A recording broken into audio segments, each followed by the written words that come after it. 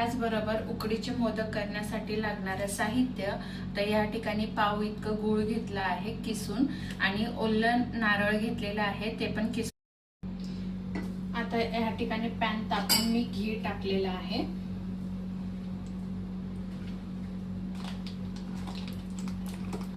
या ठिकाणी असा एक गोळा करून घ्यायचा छोटासा आणि हातावरच आपण ह्याला थोडंसं असं प्रेस करून अशा प्रकारे आपले सर्व मोदक हे रेडी झालेले आहे। आता आपण ह्याला वाफवून घेऊया, स्टीम देऊया। या ठिकाणी आपण पाणी तापायला ठेवलेलं आहे।